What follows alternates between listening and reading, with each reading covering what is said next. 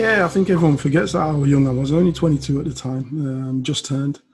So it was exciting. It was exciting because having been at Leicester, I'm born and raised in Leicester, and played there, and got to a point where we'd been to 3 cup finals in 4 years. We'd finished top of the table, top half of the table. Sorry, every season. The next step for me was to challenge myself I was in and around the England squad anyway.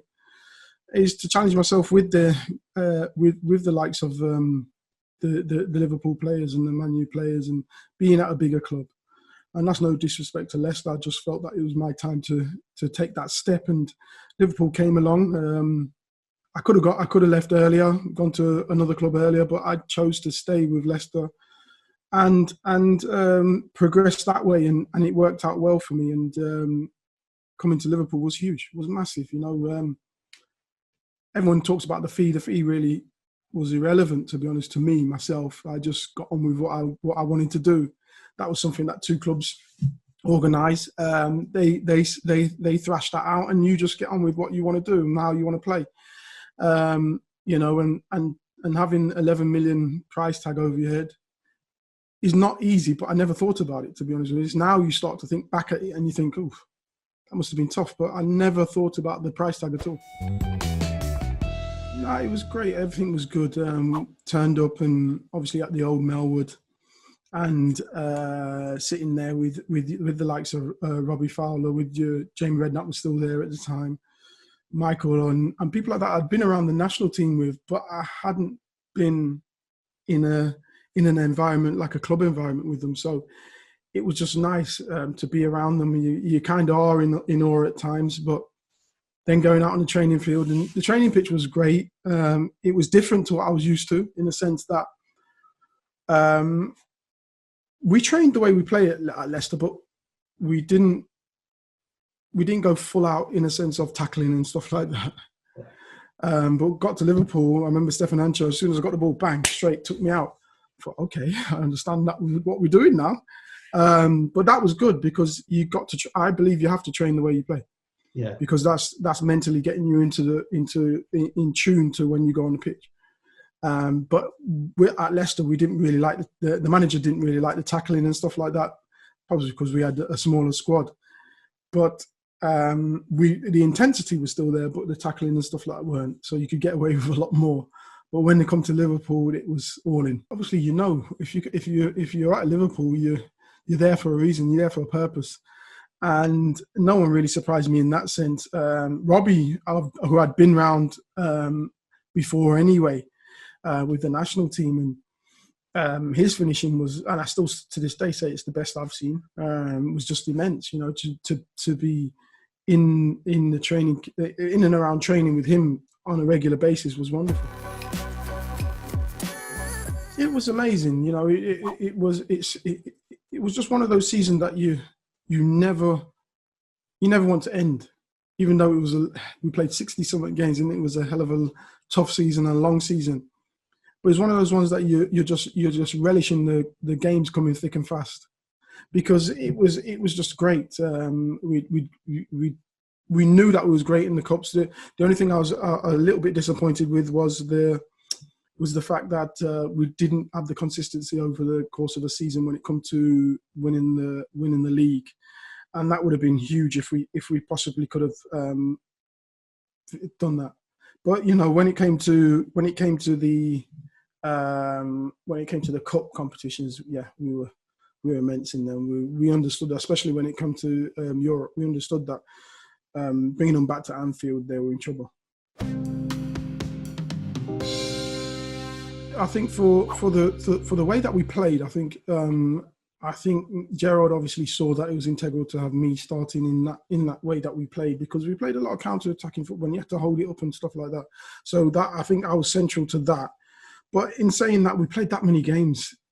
There was enough to go around for everyone, I think.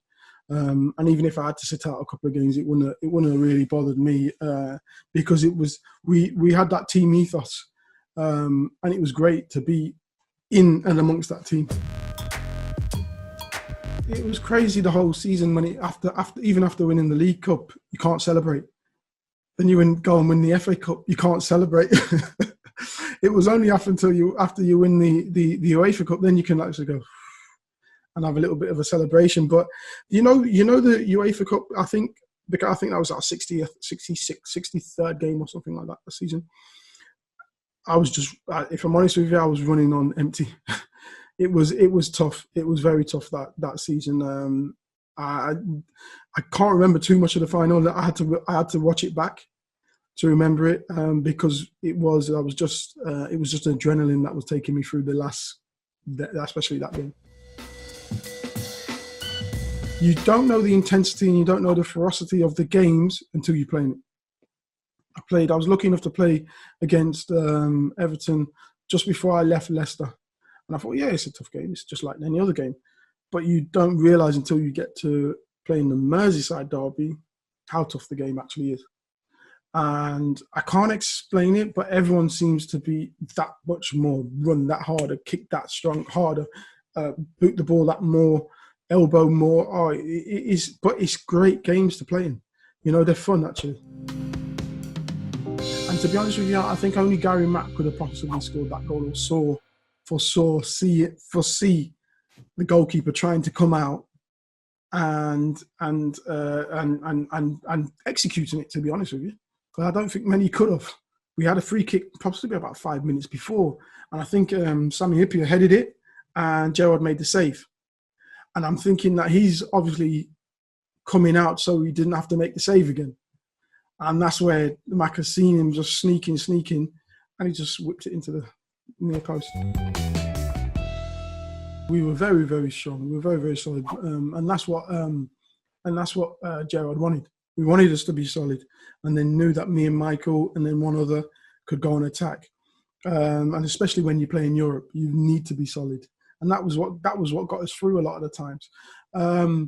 Yeah, possibly a more attack-minded wingers, possibly. But at times you've got to sacrifice at times, and that's what he chose, and it worked well. We won trophies. I achieved everything that I wanted to achieve, so I don't think I needed to change anything. I think when you look at what people say, and I think it's a perception of you that they don't see. I see myself. I know what I'm capable of doing, and I'll go and do it. I know people say, "Oh, he hasn't scored that many goals. He doesn't score that many goals." But I've scored over 100 goals in the Premier League. So, but they still don't acknowledge that, and they still don't look at them sort of things. But I'm happy with how things went. And you got to remember, I played left wing, I played right wing, I played right back, I played centre mid, I played centre back. So it's not bad for someone who is a centre forward, but to rotate, play different places when called upon, and do them consistently as well. And it didn't really bother me what anyone's got to say about me. 5-1! Emile Heskey scored 5-1! It's an iconic game in the 5-1, and I thought, why not take it back and take it and use it as the title of my book? And, you know, it is what it is. I'm playing on a stage that everyone wishes they played on. And was it 0.01% of people do it? So it's not bad to get to that stage and do that. They were always brilliant to me, to be honest with you. Even just walking down the street, you got so many abroad as well. So I've loads of people contact me from abroad, and when I was in Australia, they loved it over there. And it was great. No, I just thought that it's about giving you we can take these books and just be about footballers and just be about my career. I can tell you, yeah, I went to this game and this happened and that happened, but you're not really knowing anything about myself. So I'd rather have that you know a little bit about myself and how I think and what I think, and whether you like it or not, you take whatever you want out of it. But I can't just. I think people have told me, a lot of people have told me that books, and I don't read too many of them autobiographies, but people have told me that books at times can be boring when you're just talking about a game. Yeah, I know about the game, but I want to hear about you. Or personally, what drove you? What did you do outside this? What did you do here? How did you get it to here? And, you know, your mental side of things. So I just wanted to put something else in there. And that was a big topic at the time as well. Huge topic at the time. And it always has been. And I probably won't go away for a long time. Oh, it was amazing. These are the pinnacle, isn't it? You know, you dream of these sort of things when you're a kid and you see them lifting up the World Cup and stuff like that.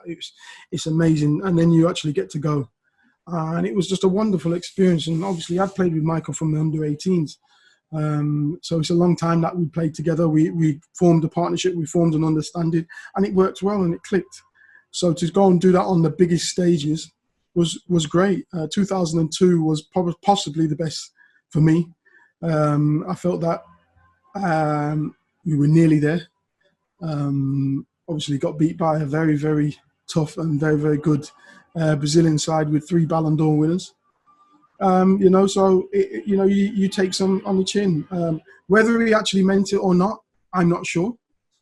You know what? I've looked back at it, and I would possibly say he did, but I don't think he meant it in that corner. I think he meant it in the other.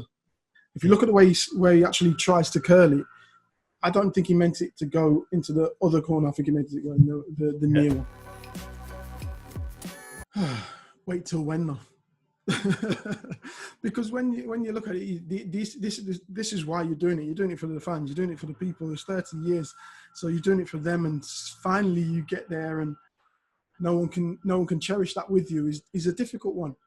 I was lucky enough to have the open top bus tour and stuff like that, so that's not going to happen. No fans in the stadium when you finally get over the line. It's bittersweet, isn't it? Bittersweet. Just disappointing. Just disappointing. Again, we say, oh, we should wait, but again, we don't know when we'll have fans in the stadium again, or when we'll be able to have mass gatherings. We actually don't know. So it's going to be interesting to see when.